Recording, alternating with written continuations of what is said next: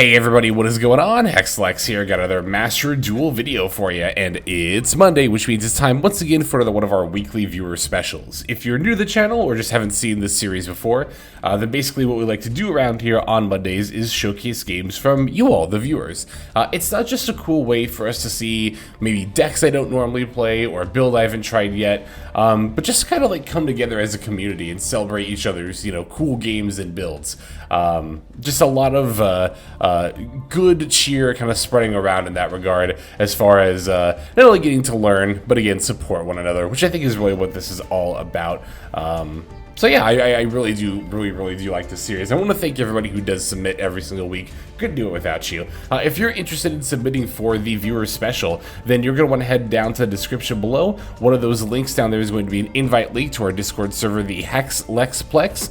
Once you are in there, you're going to want to head down to the viewer special submissions channel under the Master Duel section. There you can leave your 9-digit player ID, so that way I can view your publicly saved replays. Please do make sure this number is entered correctly and that your replays are set to public. If you have more than one replay and there's one specifically you want me to see, please also make sure that you're leaving either the name of your opponent or the date and time of the replay or a screenshot, just something so I know which replay you want me to watch. If you have multiple replays you want to submit, multiple different ones, that is completely fine. The only thing I really ask that you don't do is submit the same replay multiple times, but yeah, that's pretty much all there is to it. So without further ado, let's take a look at some of your duels. Okay, so our first duel for today comes to us from Snoozspect, aka the Golem of Prague, over on the Discord channel, who is playing a Sprite variant. How could I resist? It's going to be Nephthys Sprite. Nephthys? Nephthys? Well, it's Nephthys, I think, right? Yeah, anyway. So this is a very interesting Sprite variant that I feel like I've maybe heard people kind of mention before, but never seen in action myself, so very eager to check it out.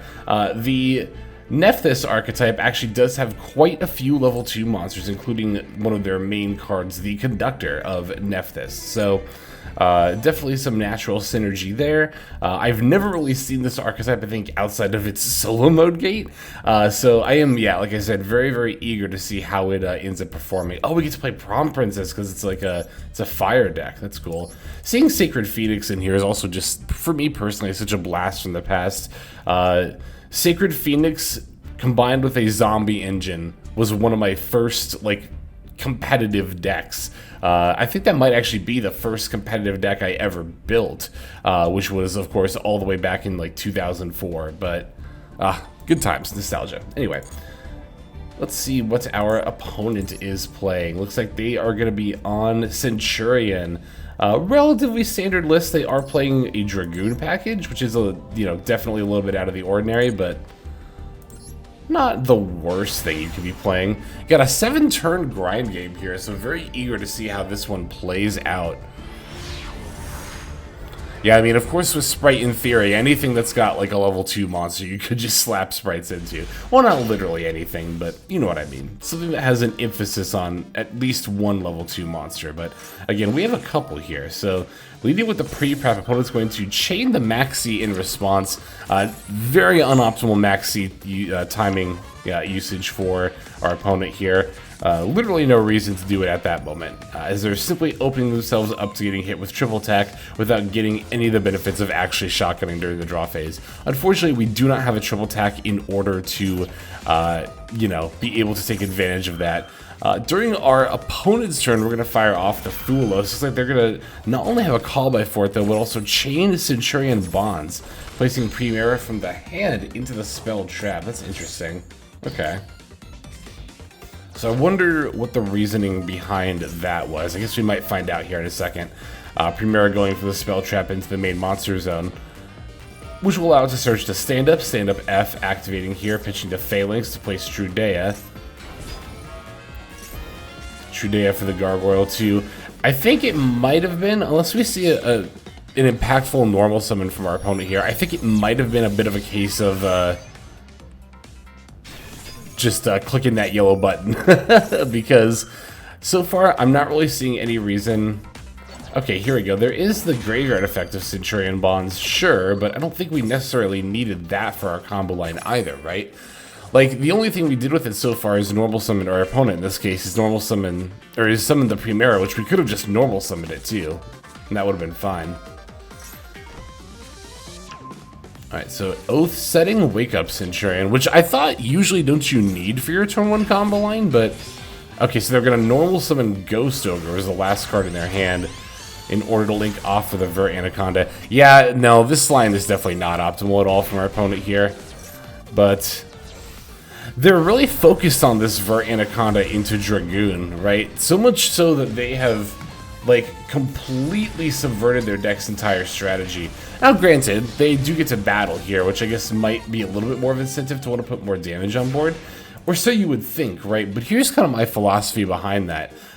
If you're not if you're not able to lethal your opponent, then your focus should be less on optimizing your damage and optimizing your board going into the opponent's turn. Like, yeah, our opponent has a Dragoons here that's able to, provide some amount of counterplay, but they could have definitely set up a much better Centurion board. And if you weren't going to OTK us anyway, it's like, you might as well, so... Okay, so we're going to start with the Ritual Spell, and the opponent's immediately going to fire off with the Primera and the Wake Up Centurion effect. So, after this Ritual Summon, they're going to Synchro for 12. It would have to be Legacia to be impactful at this point, because there's no sense of going for Crimson Dragon. Oh, except we got to pop the Primera, so they don't get to Synchro anyway. Does the Ritual Spell do that? Is that what happened there? Then, if you control Devotee of Nephthys or Cerulean Sacred Phoenix of Nephthys, then you can destroy 1 card on the field. And we have Conductor. Boy, we didn't have Devotee? Hang on. Then if you if you tributed, not if you control, if you tributed Devotee or Cerulean Sacred Phoenix. I see. Yeah, so our opponent in this case definitely should have just kind of read that last line there. Would have definitely greatly benefited them. Oh, this archetype has a link to, as well as a couple of level 2s. Yeah, I remember they had a link monster. I even saw it in the deck list, but I didn't put 2 and 2 together that it's a link 2. You know what I mean? Okay, we're overlaying 2 level 2s here, which is in fact going to end up being the gigantic Sprite.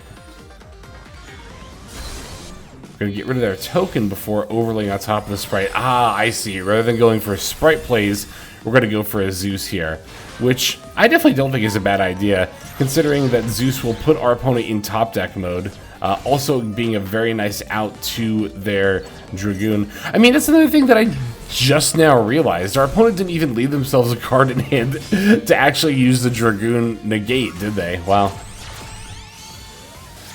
Someone so focused on if they could, they didn't stop to ask themselves if they should. Bringing back the Conductor of Nephthys, we're going to link it off with the Zeus for the Silhouette Rabbit. Silhouette Rabbit gets to set the Angel Statue as a rune. We get to throw down an Imperm as well before passing back over to our opponent. Alright, it doesn't seem like they have super good plays here. They sent Emeth 6. I think it's 6, right? Yeah, Emeth 6 from the deck to the graveyard. Which doesn't really do anything here, unfortunately. Like, even if they had placed Primera Primus into the spell trap to summon this doesn't do anything by itself, so, yeah. Alright, so at this point we're going to go for the Matriarch F, just cycling our Nephthys stuff, looks like. Linking to SP Little Knight. We're using the Banish here, which does mean that we're not going to get to attack directly. Although we might have needed it, because we don't really have any of our strong ritual monsters, and I guess unless we link climbed into a Prom Princess and Ambla Whale, might not be able to necessarily... Oh, that's a nib, that's really rough. Yeah, if we're not able to link climb, we don't really have that access to strong bodies here without a ritual summon. Well, until we got a nib token, that is. So... yeah, 3k defense nib token is literally perfect here. Okay, they summoned Centurion Chimera. Oh, okay. Going for Little Knight, but that doesn't do anything here as far as, like, the banish goes because, yeah, didn't use an extra deck monster. And at this rate, we could literally just turn the token to attack mode and be good. Although it looks like they're going to go for the Little Knight F here, and we're just going to flip up the Imperm. This also works. And that'll be it from our opponent. Good stuff. Yeah, like I said before, I'm always interested in seeing a new Sprite variant in action, and I've never... Nope, Gishi. I was going to say, I've never played a ritual-based Sprite deck before. There is Gishi, though, but yeah, there's a lot of synergy with this ritual archetype as well. Nephthys, Spright. Very, very cool. Thank you very much, Snoozespect, for showing us that. We still have a couple more games to see, though. Let's go into the next one. All right, our next game comes to us from Arcane Ape, who's got a Dice Rally game for us here. In this one, we are going to be playing Generaiders. Yeah, this is a very, very cool archetype, and not one that I've ended up dabbling into myself, but looks like we are on a very, very board breaker heavy version of the deck, which I think does also make a little more sense, given that this is a Dice Rally event, right? So that's always something worth keeping in mind. And for our opponent, they are going to be on Argo Stars, which is another archetype that I don't really have plans to get into, but is also another archetype that's very, very cool. As Arcane Ape says, it is Clash of the Rogue decks here in the Dice Rally event. So let's hop on into this game and go ahead and get started. So I would have to assume with our build that we're going to end up taking the second turn here. And it looks like that's the case. Our opponent actually selected to go first. We're going to start with Xian's Spy, which I think just gives one of our monsters to our opponent. Yeah. Okay, they're leading with Giant Slayer for Glorious Aedra. Summoning the Glorious Aedra. That's a great summoned animation. I've said that before, but it still stands true. Getting to place the 2 Argo Stars trap cards. Which ones are they here? Lightning something and Swift Capine. I'm not even gonna try. Sure, I already butchered the pronunciation there. Linking off the Scylla Hat Rat, it's going to set us another continuous trap monster. This one's going to be Apophis, the Swamp Deity. Very, very powerful one there, as it gets us multiple negates, setting 3 more cards alongside of it, one of which being the Giant, or not the Giant, the Argo Stars card that was just added back. So we get to go now. We're going to lead with Dark Hole against the Scylla Hat Rabbit. Going for a QQ Enagon here. Now, what does this card do? I know it's a level 9 extender. This card is in your hand or graveyard. It can reveal a level 9 monster in your hand, except this card. Special summon with this card. You cannot special summon except rank 9 or higher Xyz monsters from the extra deck. Rank 9 or higher Xyz monster gains 900 attack or defense. Okay, so it's a level 9, rank 9 rather, extender. Okay, here's Apophis, the Swamp Deity, which is, like I said before, going to get to negate here. What does this one do again? I recognize the card. Statue of Anguish pattern. Some of this way, this card cannot be targeted by an opponent's card effects while you control another trap card that is a monster. Okay, so it's a 2500 defense body that can't be targeted, and then can also pop a card when it's special summoned. Also not bad at all. We're going to try to triple attack them here, but they have Ash Blossom as the last card in hand. Pretty rough for us. We're going to go for the World Legacy Monstrosity here, but they're going to respond with Argo Stars Swift again, and this effect, hang on, what does this do? Like, I know it summons itself, but what else does it do? Warrior monsters can be destroyed by battle, then if you banish an Argo Stars monster, gain 500 life points. Okay, so not really a ton that's super relevant here, besides being another trap monster body. Okay, here's the pop from the Statue of Anguish pattern, and then also putting the Swift Capane, Capane, I don't know, I'm sorry. Putting that card back into the spell trap there. That, of course, being the whole gimmick of the Argo Stars archetype. Gonna overlay our 3 level 9 monsters here, and that's gonna be enough to summon Leviathan, Generator, Boss of the Shadows. And after battling, we get to summon the Jormungandr, which of course will suck up the whole field, as well as cards from hand, before swinging in for 4k. So now our opponent's pretty much in top deck mode, and not only that, we even get to throw a Zeus on top, ensuring that we can still just wipe whatever they have remaining from their field. So it looks like that's kind of what this variant's really trying to do there, is board wipe the opponent, right? This going second Generator variant, we're trying to board wipe the opponent and then go into Leviathan, into Jormungandr, and then if that's not enough, we can still just throw a Zeus on top of that and get multiple board wipes out of it, all while, you know, ripping from our opponent's field and the cards they're drawing off the effects. Very, very cool stuff. Thank you very much for that, Arcane Ape. Appreciated as always. We have time for one more, so let's finish off with that one. And our last game for this week comes to us from Tapir. Hopefully I pronounced your name correctly there. Who has a game playing, let's see, it'll be this one here. Primite Fiendsmith should be, and it does indeed look like that is the case here. So, rocking the Dippity as well. I'm actually just about to, I think, record a video for this deck too. I think I might do a build and play for it. So, look forward to that video coming out in the next couple of days here. But, yeah, this deck is really, really cool, and I like it quite a bit. Any chance to get to play it, any excuse is definitely good. Alright, looking at the opponent's deck here, looks like they are going to be on branded with a Gizmek card? Wait, is this branded? Hang on, I saw branded cards. Yeah, it is branded. Okay. So what is this? Gizmek Uka. Inflict 300 damage. Monster special summon from the main deck. Special summon from hand. Target face up monster your opponent controls. Special summon one monster from your hand or deck whose attack is with the same attribute. Also an Earth Machine. Huh. I guess I'm just trying to figure out what the synergy here is. Oh, I see Sky Striker cards too. Very interesting build that our opponent's got going on here. Alright, let's see how this one plays out. Let us see what we have here. Alright. They're going first, which is not an issue at all for the Primite Fiendsmith control deck here. It's truly one of those decks that seems like it actually just does not care whether it goes first or second at all. Okay, so they're leading with...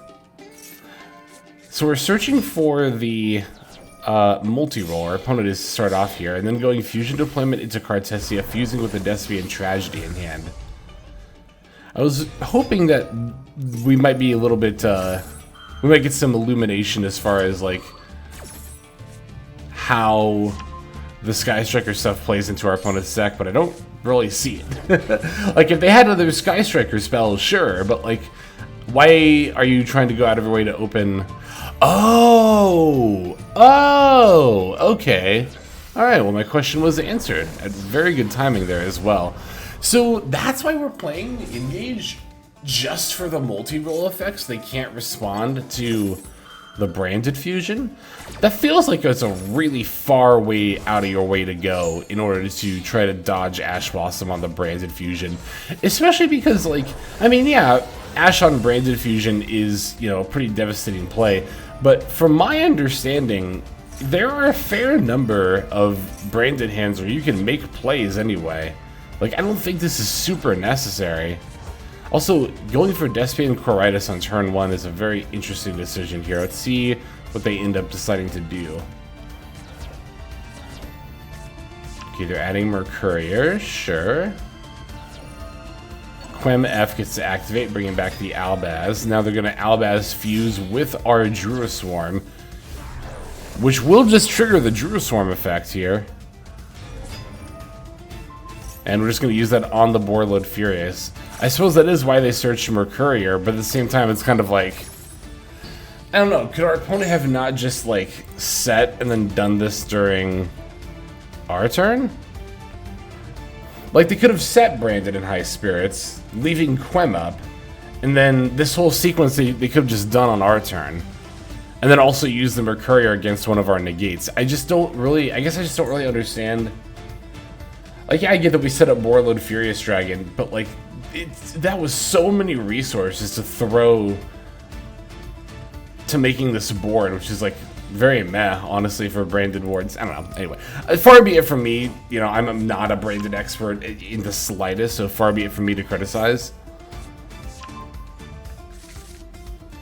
Okay, they're going to add back Quemin, Albaz, summon Kit, Kit F, add Branded in red.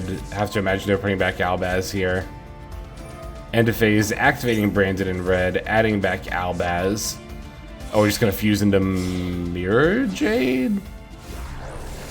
No, it's Lubellion, okay. But wouldn't we have wanted to fuse...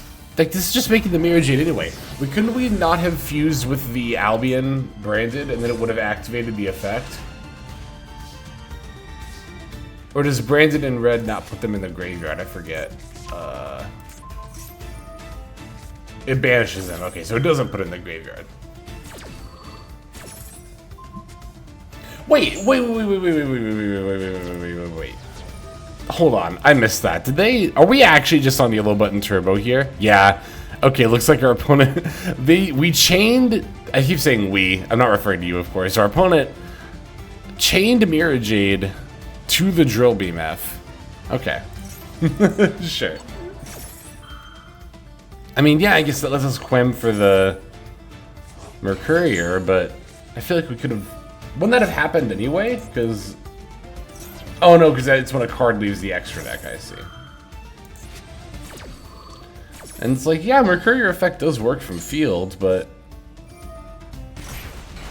Not the most optimal line here. They still have the Borreload effect, right?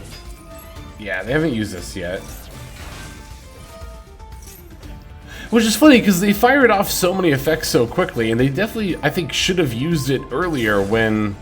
I guess this works, too. I was going to say earlier when the Dippity was on the field, but I guess that works fine. Last card is going to be Ether Barrel for Lordly Load. To add another Ether Barrel, we get to reset the Drill Beam. And we do have that Engraver in the yard as well. Now we get to put back the Dippity that was summoned earlier, summoning the Engraver, and then we can link off for the Fiendsmith's sequence. So of course, let us do a little bit of a fusion dance here in order to summon out. Looks like Fiendsmith's Lacrima. So we might be going for a rank 6. We might be going for a Link monster. We'll have to see here. Requiem has already used the equip effect, so and it already got shuffled back. So can't send it with Engraver, the Borreload that is. But looks like we're gonna just go for the Ptolemy M7. That'll definitely work because we can detach in order to bounce the Borreload. Oh no, we're getting Druiswarm back to hand. I see, we're going to summon Druiswarm. And that'll let us not only use Branded Regained, but now we can send it off for the Lubellion. And then, yeah, now we can use Druiswarm's effect. And that's how we're going to get rid of the Borreload. Gotcha. Makes sense, makes sense. Linking off Lacrima and sequence for Ognum Day. Definitely have room for it in the extra deck here. Oh, but that doesn't really do much here. Oh, but we still get to... Okay, that's a quick effect. I keep forgetting that's a quick effect. So we can just go for lethal during the battle phase. Yeah. Makes sense. Alright, that was very good stuff. Excellent game. Thank you very much to Pierre as well as everybody else who submitted. Even if you didn't get featured, your submissions are still quite invaluable, as without submissions, we would not be able to do this series, which I do enjoy very, very much. I feel like it's a good learning opportunity, not just for like viewers, but for me. I'm referring to myself there too, getting to, you know, see so many other players in action there. But that is going to go ahead and do it for now. So thank you again to everyone who submitted, and thank you to you for watching, especially all the way to the end. It's one of the best ways you can support smaller YouTube channels like myself, so it really is appreciated. That is going to do it for now, though. So let's move on to our outro. Hey everybody, Hexlex here. Thank you so very much for watching all the way to the very end of the video, which by the way is one of the best ways to support the channel. Speaking of supporting the channel, take a look at the names on screen. These are folks who have been so generous as to either join as a YouTube member or subscribe over on patreon.com/Hexlex to support. There's also perks for doing so. If you would like to see YouTube videos early, as well as some exclusive videos that get uploaded to YouTube, but for one reason or another I decide not to publish, definitely go ahead and hit that join button to see content early, as well as some exclusive content. If you're looking for more exclusive content, over on patreon.com, I upload exclusive videos that are not posted on YouTube just about every single day. Whether you choose to subscribe over on Patreon, join as a YouTube member, or simply continue to watch, your support is greatly appreciated. Thank you so very much. But for now, this is Hexlex. I am signing out, and I hope that you have a fantastic day.